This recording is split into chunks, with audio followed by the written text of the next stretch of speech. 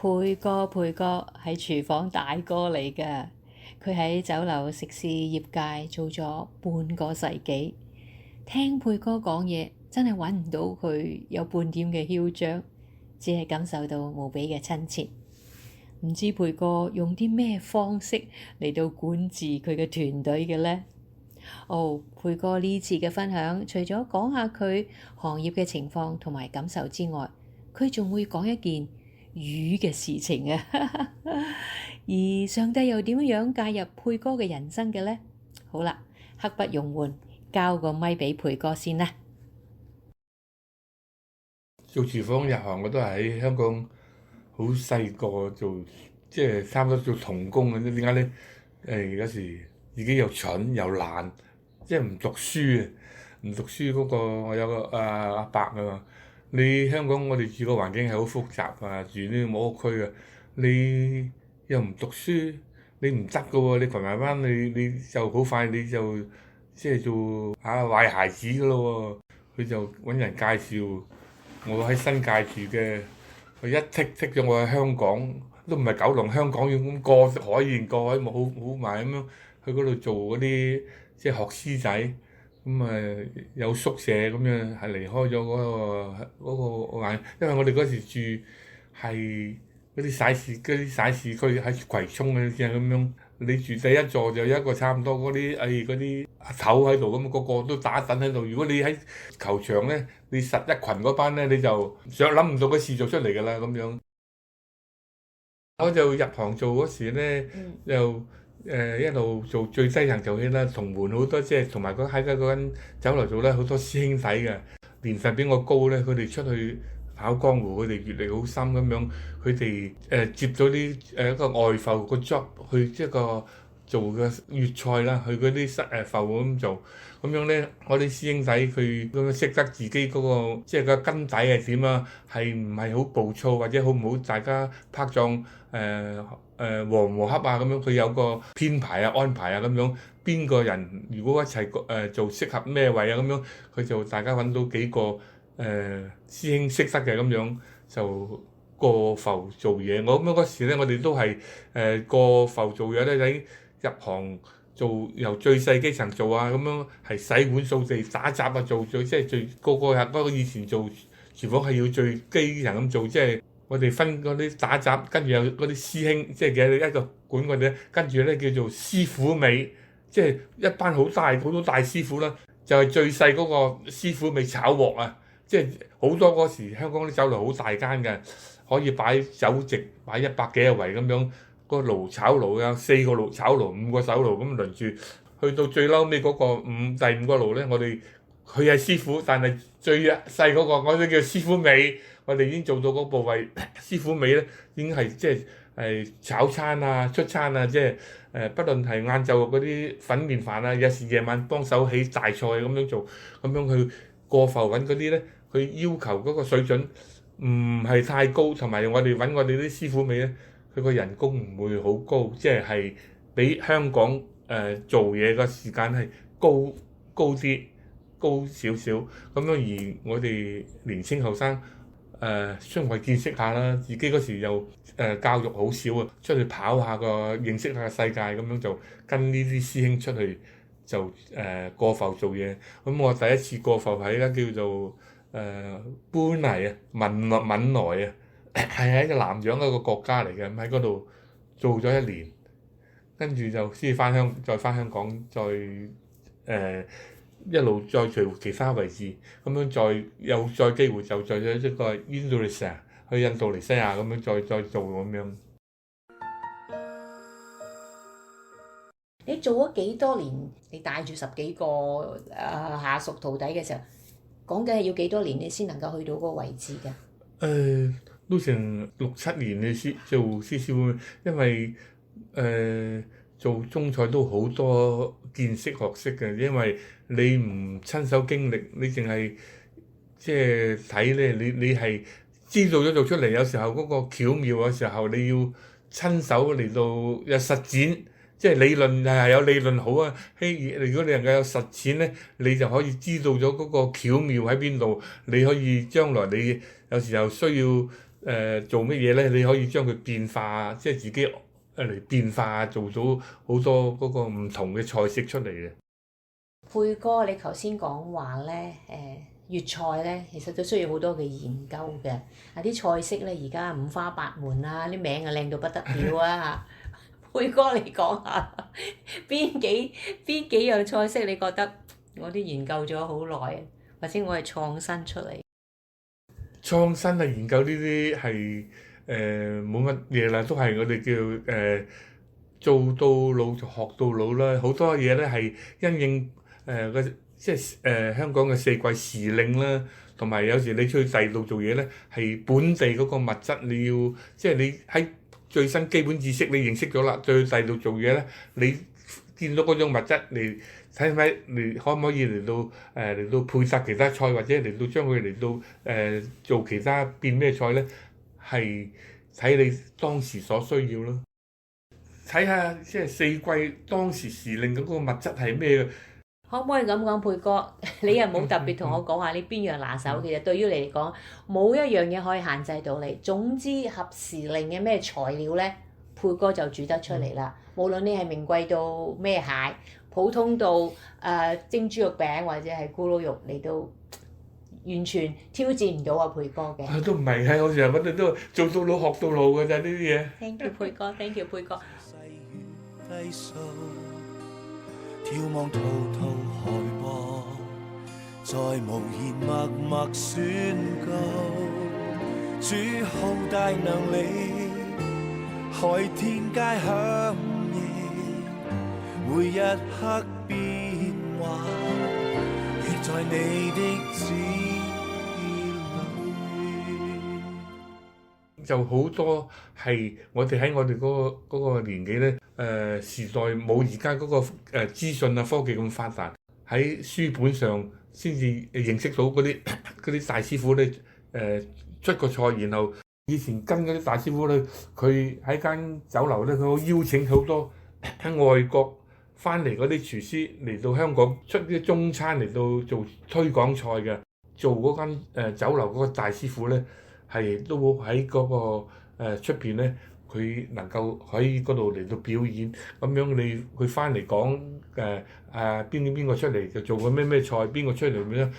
喺嗰時好簡單嗰啲菜嘅咋，美心餐廳你都知㗎啦。佢嗰時候喺東南亞日本搞一個初初搞一個博覽會咧，嗰個美心嗰個總廚。唔使出咩就好似而家我哋好普遍嘅喺個當時佢哋已經喺嗰度好60咩，一個就係頭先你講嘅咕嚕肉，一個揚州炒飯，哇！喺嗰個博覽會佢呢個美心總廚就佢叫做黃宇石啊，因為嗰時我哋都去呢間美心做呢個做低級嗰啲廚師，咁啊佢喺嗰度做幾個好普遍簡單菜咧，已經吸引到好多呢啲即係日本人或者遊客啊。好慕名去咁樣嚟到，同埋嗰個師傅咧翻嚟咧就好又一路咁樣咧就美心好多佢後邊老闆就擴充好多分店好多成而家咧就比較嗰啲物質就運輸方便啦，好多嘢好多人能夠將嗰啲其他好難得到地方嘅嘢去到嗰度咧嚟到香港就隨時發展啊咁樣。諗下有啲咩挑戰啊？有啊，係一個喺一個 teamwork 裏邊咧，人事方面咧又係好大嘅問題嘅，因為你要揾嗰個人嚟一齊做嘢咧，你都要即係最少基本你都要認識呢個人，知道佢有時候係個脾性點樣，佢做嘢或者做到喺邊度做過咩咁樣，你都大約有個概念，知道佢嗰個。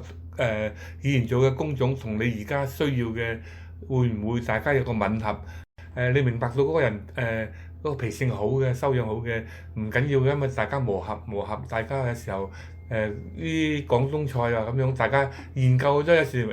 係話你做大佬你就全部識晒啲嘢嘅，有時候人哋其他做第二間嘅，佢好多佢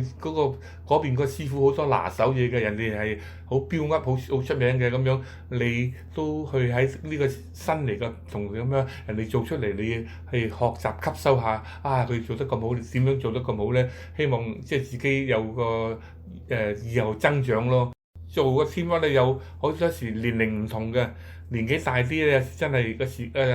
思想啊穩定啲，咁啊容易大家傾講嘅溝通有交談咧，容易一路好似做頭先我哋嗰啲係細路位啊，或者師傅尾嘅位咧，佢比較年輕，佢係有活力，但係有時候佢哋有時候做嘢係做我哋廚房係枯燥啊，時間長嘅時候佢哋啲脾性啊係燥啲，要大家明白互相遷就下咯。你知道咗佢咁樣，希望有時候知道睇到佢，咦今日做乜嘢呢個嘢又唔出聲又猛咁樣，有咩問題咧？希望能夠探討下佢，如果佢能夠講出嚟咧，就希望佢宣泄下或者幫得到。就可以即係幫唔到，有時候都俾佢有少少時間嚟到休息下清靜下嚟到即係解決淡化下呢啲問題啦。即係好簡單，有時候佢每個人屋企即係唔係淨係做嘢，即係家庭啊或者其他問題，佢都會有時候即係唔想嘅，但係佢情緒影響咗佢帶翻咗公司。同埋我哋有時候公司都有啲發生唔開心嘅事喎。如果我哋能夠明白喺公司上喺公司擺低先。唔好帶翻喺屋企，我哋都時初初時我哋都有嘅啫，好猛整唔好多嘢唔知道，欲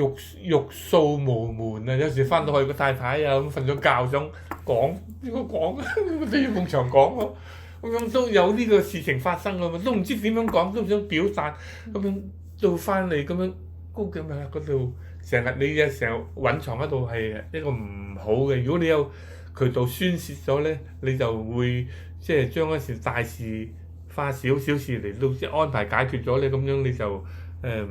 唔會有咁嘅情緒發生嘅咁樣咯。呢啲係即係有時候你做一個leader，你係要有時候稍微好多嘢兼顧，因為佢有時即係或者細路仔又要個仔又要即係要或者放假或者咩事啊，有咩問題佢要即係睇下你就得到幫佢調個假俾佢能夠解決到。咁佢就好安心咁做嘢。耶和華是愛，讓我安身青草溪水邊，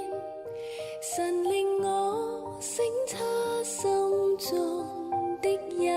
暗，共同度每一天。多謝晒培哥，聽下培哥咁講咧，係佢個老闆個好有福氣。跟住你嘅嗰10幾個，無論係嗰啲細佬哥又好，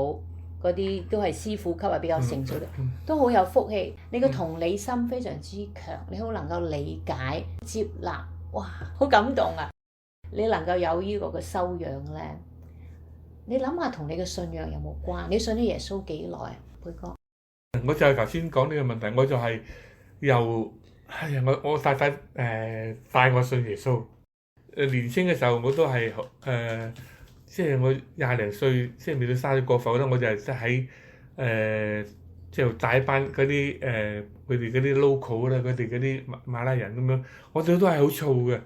我嗰時師傅教我哋過埠，佢話抬棺材你都要自己嚟啊，唔好揾人嚟抬啊。點解咧？因為嗰啲本地人係佢哋唔會即係好服你哋啲外嚟人管佢嘅。同啲師傅傾，佢就係好多有啲過埠嘅經驗。咁樣有時候呢啲經驗有呢，佢頭先講嘅話有好有唔好，但係有好嘅咧，有好多時候你咧自己揸住個宗旨做嘢，唔好咧就我入呢個嘢根深固地入咗個腦咧，好翻到嚟就唔識消化，唔識變盲崩棒咁用翻喺而家嘅時候咧，咁好多時撞板。咁但係即係感恩我就係我以前識啦，咁啊個Ada 個哥哥喺印尼做嘢，我帶咗佢嘅咧，咁樣佢翻香港，而我喺印尼發生件真係自己好瘀嘅事咧。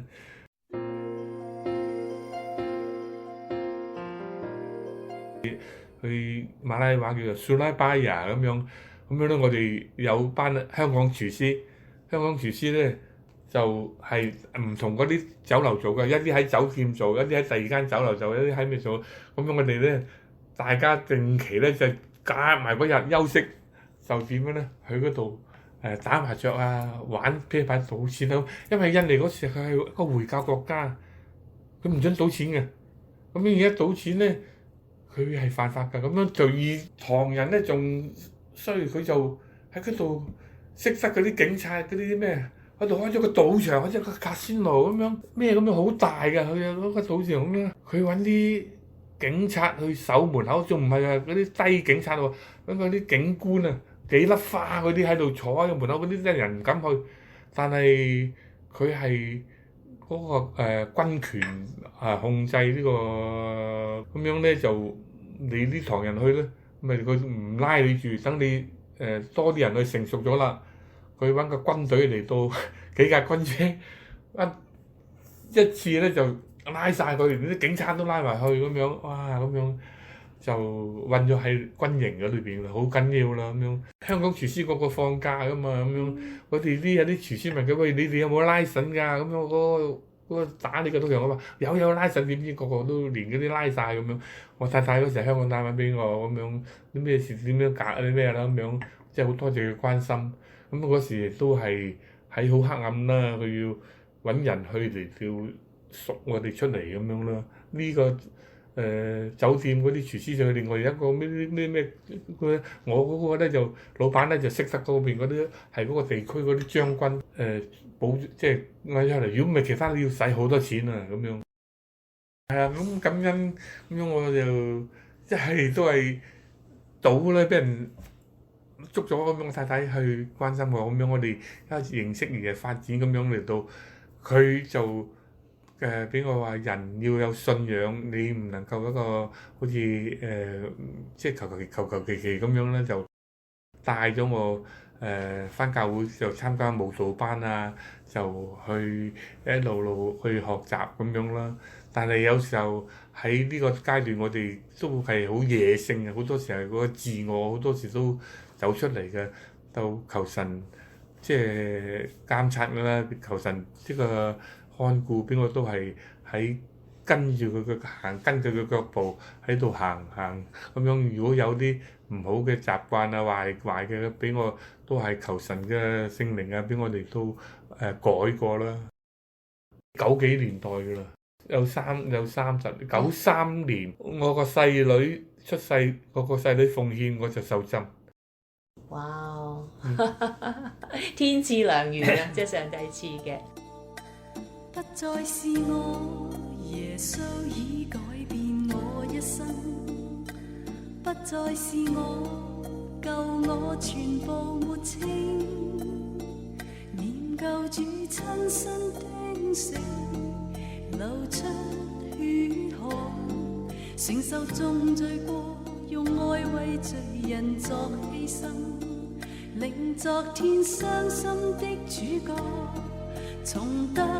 喜樂，延續這份愛，在恩典中讚美。好感恩先啦，感恩神俾我有咗呢個做廚師呢個職業，可以養妻活兒，咁樣我就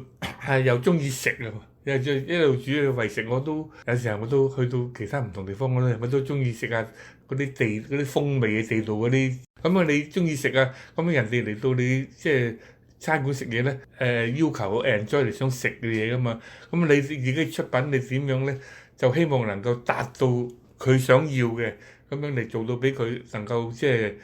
去消費啊！你都要滿足佢個意願咁樣。好多時候我哋有時候煮完餐有時收工啊，見到佢咁樣都好，都要同啲客打招呼，你好 say hello 咁樣，喂點啊？我多謝你捧場啦，因為即係呢啲係我哋應該我哋份內做嘅咁樣。即係如果有乜唔啱，有啲咩鹹淡口味，你嗱大家老友嘅單聲俾我聽啊，等我有個改進啊咁樣，即係大家有個互動溝通咯。有時有啲你炒到個餐係好繁忙，你跟唔得閒餐咧，有時有啲經理或者咩攞翻碟嘢，喂啲碟嘢唔掂喎，個客話鹹或者有啲咩問題喎，咁樣我話你有冇試過先？咁樣佢要自己本身即係人哋講你唔係100%咁樣，有時候啲客即係我唔係話即係好多客，其他佢有時點菜點得太多啊，佢呢個嘢唔想食，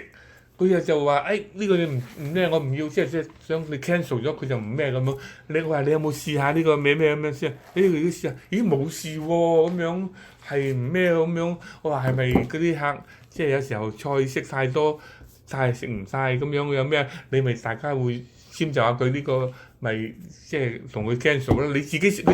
總之個經理自己本身試過係有咩唔妥咁樣先。咁樣如果你話好啦，呢樣嘢本來唔係呢個問題，第二個問題，喂你真係鹹喎，有啲咩問題喎？咦我睇下先，呢啲嘅菜邊個有時候邊個唔係話你一個人做晒咁多嘢咁？邊個廚師做炒呢個菜咧？喂同樣喂咩咩？呢個嘢客話留鹹咪留嗱，你自己試下留，下次留心啲啦，唔好話即係咩落咁重咩咧咩味啊咁樣，即係有個解決嘅方法咁樣你就，如果個客話需唔需要同你換個碟新嘅俾你咁樣，我就整個碟俾佢。如果唔係咧，就佢話唔啱呢，唔要咧取消咁樣，即係 OK 咗咁樣，就俾翻佢有信心咯咁樣。佩哥好感恩喎，知道你退休之前呢，都曾經係一間餐館，老闆同事都係基督徒嚟嘅。咁有冇啲咩唔同㗎嘅做法？做嗰個餐館老闆娘，好多廚房佢都係基督徒啊！大家都明白咗工作上有啲時候有時有啲係即係觀點與角度唔同，問題唔同嘅，有時候大家都明白嘅，工作搞掂咗就得㗎。有時候啲嘢你想咁樣，自己冇問題嘅，大家都唔會有個 challenge，即係大家某方面嘅咁樣，或者你咁做即係一樣我咁樣好多好簡單嘅時候咁多個廚師我以前跟個師傅，你跟個師傅。每人個守門，個個師傅都唔同嘅。你做出嚟嘅嘢，你呢個用呢個先，呢個調理後，同我個師傅又唔同咁樣。但係炒出嚟嘅嘢係一樣咧。如果冇人投訴咁樣係 OK 嘅，唔能夠話我一定要咁樣，因為即係好似跟個方程式咁樣嚟。有時候即係叫做各施各法啦。咁樣就係以前嗰個溝通方面係比信仰嗰時係好咗。以前即係未曾信嗰時。即係唔同嗰個部門，好似頭先嗰啲經理攞啲咩嚟，有啲咩咁樣投訴，我哋都即係用好即係粗言穢語啊，或者會嚟大家嚟到互相嚟到發泄咁對。但係如果有，就算我哋都頭先將個解決方法係即係唔同咗改變啊。佩哥退咗休有啲乜嘢安排啊？而家嚟之前就係即係帶埋個老婆。個女咁樣，我太太就即係叫我，即係同我講，就有一個人有個信仰，就帶我翻去。我喺唐人街住租人地方咁樣，就翻去多浸嘅咁樣咧。但係嗰時我哋喺離多浸，如果都行路去，有時候都成半個鐘頭又多，都唔知行唔到，行去即係唐人街咁樣。弟兄姊妹咧，佢真係好好啊，係。知道我哋即係翻約我哋喺嗰度 pick 我哋翻教會，即係我哋翻教會咁樣，我真係好感恩。我希望都如果係即係如果我第日好似而家得閒去啊，有啲咩事我能而家識揸車啦，有啲咩事能夠都希望能夠幫到即係弟兄姊妹啊，或者係我能夠用得着我用咯。因為而家我哋有個團契啊，啲弟兄有時候夜晚唔方便啦，咁樣我都希望能夠幫到佢。接佢即係送佢夜晚翻屋企啊咁樣，我都希望能夠即係做到幫到佢哋啲咁樣嘅情形咁樣，因為自己所受即係感恩咁樣，希望能夠自己能夠而家有得閒有能夠做得到嘅，我都希望能夠傳承跟到我以前嗰啲前輩能夠即係做落去咁樣嚇。傳承廚藝需要傳承，基督徒嘅生命更需要傳承。佩哥身體力行喺度實踐當中，加油啊佩哥！聽完佩哥嘅分享，我諗到佩哥真係活出咗基督徒時時講嘅話，做鹽做光，真係名副其實嘅。喺人際間要好好嘅調和，有人情味，彼此相愛，做人呢要光明正大，讓上帝得到榮耀。我又諗到喺廚藝方面，鹽嘅角色係咪都好重要嘅呢？將啲食材嘅最佳原味引發出嚟。光，我就諗到菜式嘅光澤，柔軟恰當，顏色會更加嘅鮮明。仲有香啊，咁就色香味俱全啦。係咪就會令人垂涎三尺呢？講飲講食，咁梗係要由各位飲食界嘅朋友嚟定斷啦。而作為基督徒，生命都要有色香味嘅，就係我哋所講嘅話，做鹽做光，而品格上要散發出我哋似耶穌嘅香氣，柔和謙卑。回望過去，幾多困苦心破碎，唯獨有你，教我面對不氣餒，燃亮每處，到我搬出幽谷裏，緊擁抱我在懷裡，盡意信他，未怕艱苦窄路行，主恩眷顧，永沒變更，無盡厚愛，此刻我心中銘記，心知有你，路仍是美。